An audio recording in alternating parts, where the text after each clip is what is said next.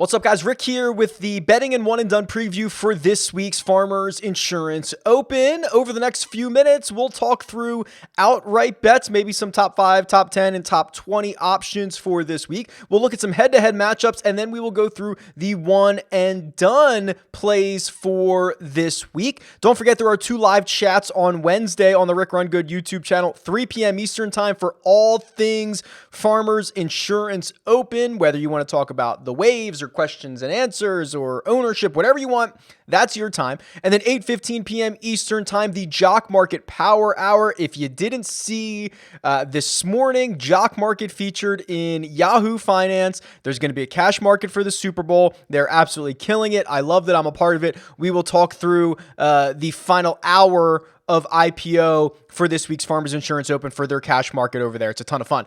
Otherwise, I don't think I have any more housekeeping items. Like, subscribe, be nice to one another. I don't know. Let's go. Here we go. All right, you're looking at the tournament predictor tool on RickRunGood.com, and as I've been trying to tell you guys over the past couple of weeks, this is something that I really worked hard on this offseason and was going to continue to tweak and will continue to tweak, but I'm really happy with where it stands at the moment. And I started doing this 250 simulations. Then I got it up to 500. This week is the first time I've gotten to 1,000 simulations in the model, which is awesome. Also, I think that the win percentages are much more accurate than they've ever been. At times in the last couple of weeks, I thought it was giving a bit too much credence to the studs and to the guys who are really not that good, but really volatile. And it seems to have kind of ironed itself out a little bit, and will continue to, right? And more simulations,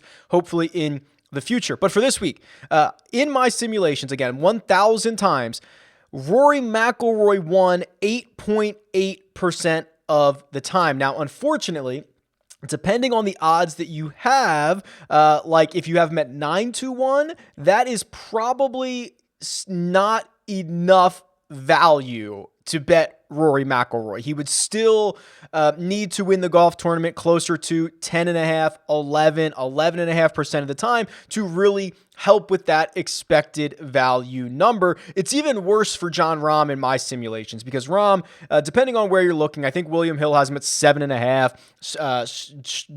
DraftKings Sportsbook has him at about 7.1 to 1. I had him winning my simulation 6.7% of the time, which would be nowhere near as often as he needs to win to pay off his value.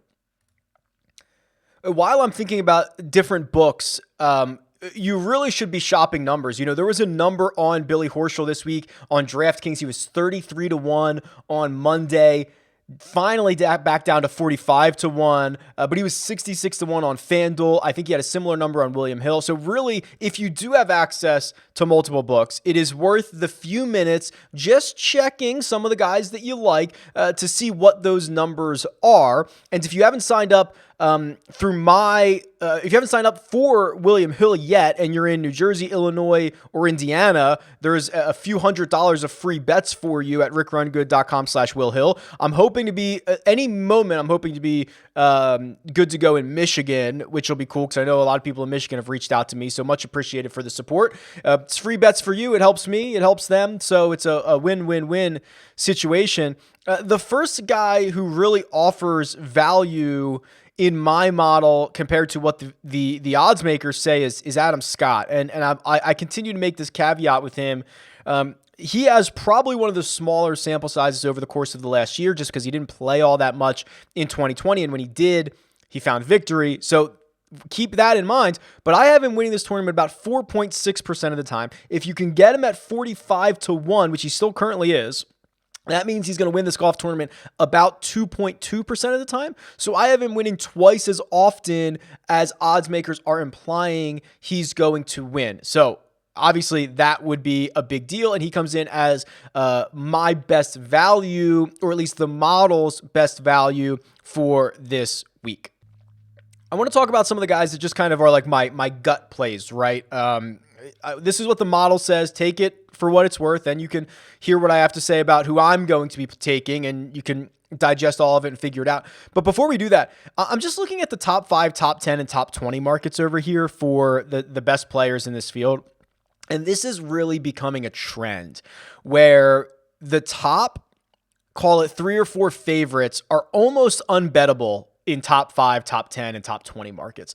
The odds makers are truly implying that they are going to finish in those positions a ridiculous percentage of the time. For example, the implied odds for Jon Rahm to finish inside the top 5 are almost 35%.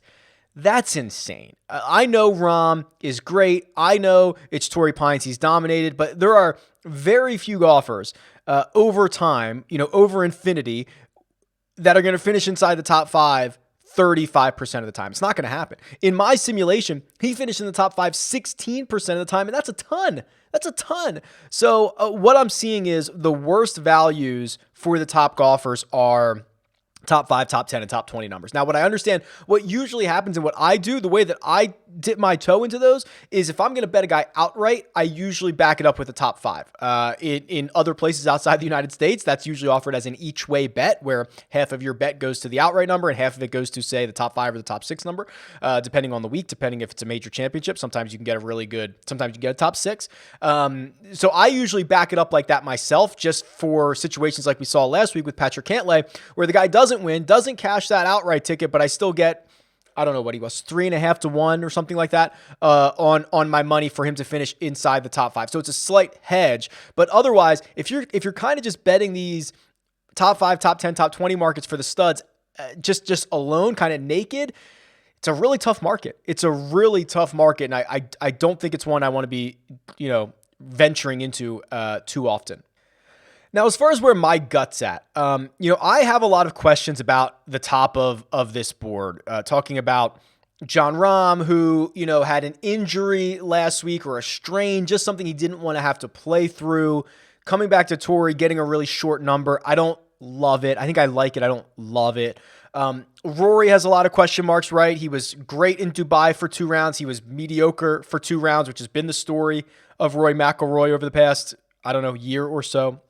Xander Schauffele, who is one of the hottest players on the planet, has had 0 success at Torrey Pines, and it's one of the most consistent courses. So, all of these things piling up against the top guys, I actually looked at Brooks Koepka and thought that he was a pretty good bet for this week. I saw him at 36 to 1 to open the week. I think you can still get him there. Yeah, you can still get him 36, 37, 38 to 1. And to me, I would much rather have an outright on Brooks Koepka than to play him in DFS. He's a bit more expensive in DFS. I think he's $9,400 on DraftKings, but in outright betting, I'm very aware that I'm finishing second or second to last is all the same. So I think that while Brooks Koepka has a ton of win equity, he also has a lot of missed cut equity. And I don't want to risk that in a DFS lineup, but for outrights, I'm like, okay, now we're talking. I don't care if he misses the cut. It's whatever. He has a ton of missed cut equity, a ton of win equity, and that number is much too long, especially because we're going to a tougher course, a course that's literally going to host the U.S. Open in a few months. I think I like Koepka in these situations much more, but I don't think I could touch him in fantasy or DFS purposes. Also, I wanted to point out Tony Finau only won my simulation 1.5% of the time, which, by the way, now I know the simulation is accurate, right? I mean, his implied odds have him almost closer to 5.5 or 6. My model has him at 1.5. I'm very happy with the accuracy of it. I'm just kidding. I would never use that as a real thing to look at that, but I thought it was funny when that came out as well. The other guys that at least interest me, I almost said Webb Simpson. Gary Woodland is 70 to 1. He did not win my model as often as he needed to, because he's getting a lot of negative results from 2020. But if we are willing to say, the injury for Woodland really set him back last year. And now he's back and he played well. He got a top 20 last week at the American Express. If we're willing to say he's healthy again, which it looks like he is, and he starts to round into form, Torrey should be a good spot for him. It's a place he's had decent success at. He can hit it long and straight, and he doesn't have to hit driver off the tee everywhere if he doesn't want to. It's a big course though. And if that's true and he's back, then 70-1 is pretty long. And then the other guys, that I'm interested in, I want to look at the some of the top 20 value here, because as I mentioned, with some of the top names, it is generally not a good bet to bet them top 20. So I would bet some of the lesser owned guys. And the one that pops off to me is and continues to be Kramer Hickok. And the thing about Kramer is, first of all, great name. Second of all, he is playing well at the moment. So here's the holy grail. Let's do strokes gained by tournament. Let's just do 2021 and let's do the American Express. And I just want to show you leaders in strokes gained off the tee. Kramer Hickok led the field in strokes gained off the tee last week. Obviously, that's 3 measured rounds, but it's the same 3 measured rounds for everybody. Leads the field in strokes gained off the tee. Then you go to back one more week, and you go to the Sony, and you look at strokes gained off the tee, and Hickok there was 5th in strokes gained off the tee. So you can see he is really moving the ball out there. It's resulted in essentially 2 top 20 finishes in a row. One was a 21st. I understand that. And he's on a good stretch of golf. And now he's going to a course that should be, how do I say this? It should exasperate or magnify guys who hit the ball well or hit the ball poorly off the tee. So if he's going to gain another 3 or 4 strokes at Torrey Pines off the tee, that goes a long way. So I'm going right back at it. Top 20, Kramer Hickok. See if he can keep it rolling this week. Those are the types of golfers that I think are really valuable in the top 20 market. It's not the guys at the top of the betting board, because odds makers are giving you just no value whatsoever there. You're almost just kind of, you might as well just bet them outright, quite honestly. Let me see if I can find a couple of head-to-head matchup bets here. Okay, so you're looking at the head-to-head matchups tool, and the first one that caught my eye is the fact that Gary Woodland is a dog to Cam Davis. And I will tell you, and if you guys have been following along, I'm such a massive Cam Davis fan. Just all the raw talent in the world. Love the kid. We saw it last week, but I am pretty bearish on him this week. He gets a really good finish. I think he finished third or fourth last week. People are aware of him now. He gained like 5 strokes putting. He holed out for eagle from the fairway. These are things that are not going to happen every single week.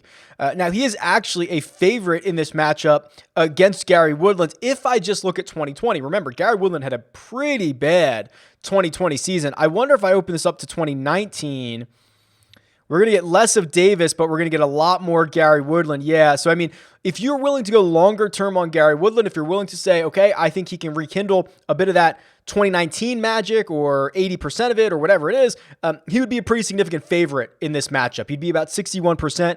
The odds, the money line should be about minus 156. He's minus 106. So I think that, and I think Will Hill has this bet as well, but I'm looking at it on DraftKings, where if you're looking for long term, they have the wrong favorite, and we'll see. I don't know if Gary's back, but if he is, they have the wrong favorite there. This is a really interesting one: Matt Jones versus Carlos Ortiz. I'll keep the 2 years just to see. Matt Jones versus Carlos Ortiz. Wow, razor thin. Wow, I'm not sure I can think of another one recently that we've done where it has been, especially over a 2-year period, almost deadlocked. Carlos Ortiz, I have at 50.34%, and Matt Jones at 49.66. So Carlos Ortiz should be about minus 101. They're both minus 110. So you could never bet this. But wow, how about that? That is in lockstep. I'm not sure I've seen one like that recently. That's pretty cool. This is a really interesting one. This is the one that I wanted to run. It caught my attention in a big way. Charles Howell III versus Ricky Fowler. And I'm going to keep that 2-year thing, which is going to help Ricky.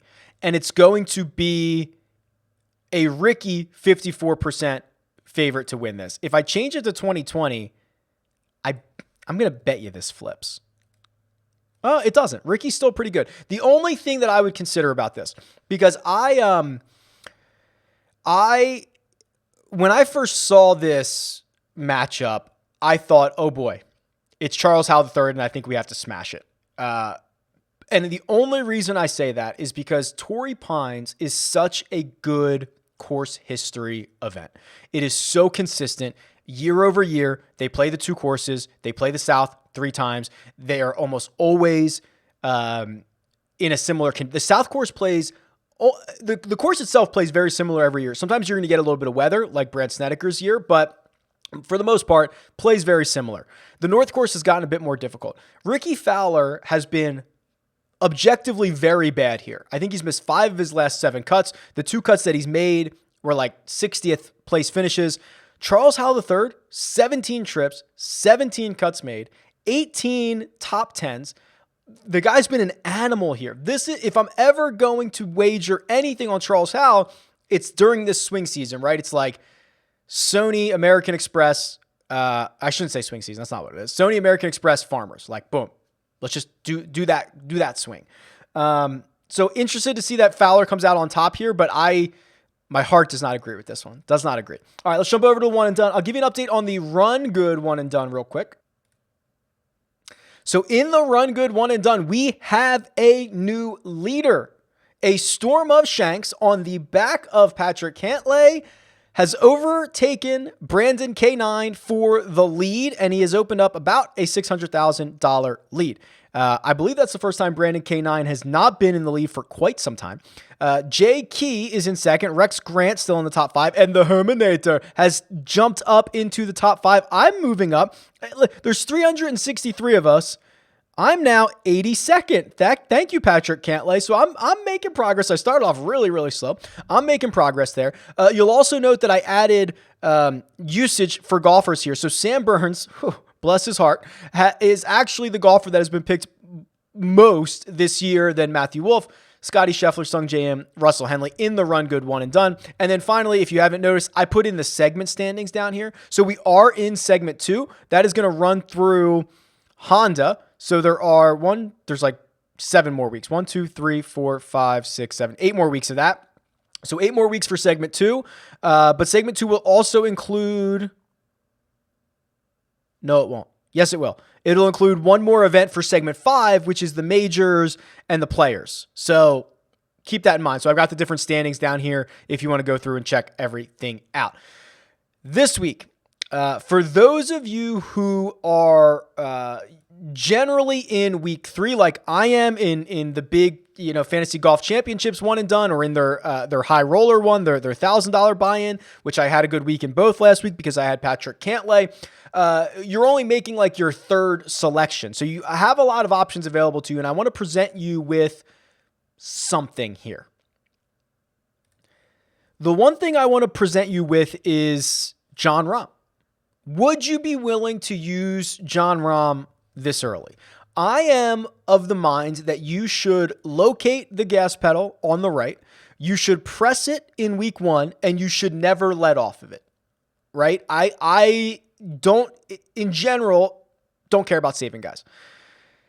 But Rahm is one of those guys that I would want to save. So here's what you have to decide about Jon Rahm. If you're willing to not use him in a major championship, which you might not be willing to do, if you're willing to not use him there, should you consider him here? I would make the case yes. Not only is he the favorite, but the other favorites are, quite honestly, a lot of question marks. Rory flying back from Dubai and still kind of Jekyll and Hyde Rory.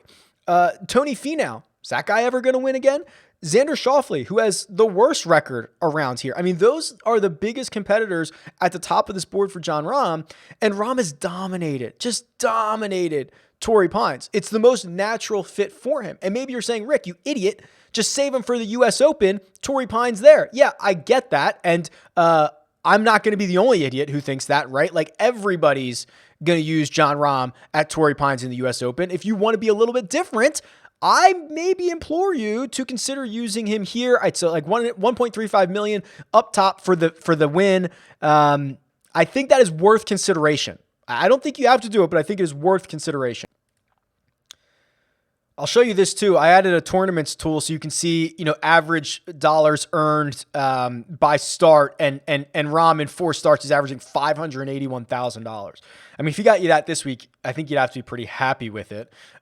Snedeker's up here as well, but I mean, we've just seen the wrong side of Snedeker. I do think there will be enough love for Jason Day. So if you're not going with Rahm, and I don't blame you for, Jason Day is probably in a pretty good situation. This is an event he's won twice. We haven't seen him in a while. Probably feeling pretty good, pretty fit, pretty healthy. Wouldn't mind that. Wouldn't even mind Ryan Palmer. Ryan Palmer's been phenomenal at this event. I don't know. You probably will have to use Ryan Palmer this year. Also, here's a fun little thing. Know the rules of your one and done. I know that sounds crazy. Know the rules of your one and done, because if your one and done includes the Zurich, the team event, and you only have to pick one of the golfers, Rahm's probably going to, Ryan Palmer is probably going to play with Jon Rahm again. So that is how I banked. I've done that a couple years in a row, I think, where you only have to burn Palmer, but you get access to Rahm, and they're the favorites to win that event, assuming all that goes on again this year. And that's the way that your one and done is set up. So know the rules of your one and done, because you might want to save Palmer, but I have no problem using him here. I have no problem using Harris English here. Harris English is probably 5th or 6th best odds. And if you say there's a lot of question marks with guys at the top, there is a guy at the very top in Jon Rahm that I want to save. Palmer, I'm really struggling with names this morning. This is crazy.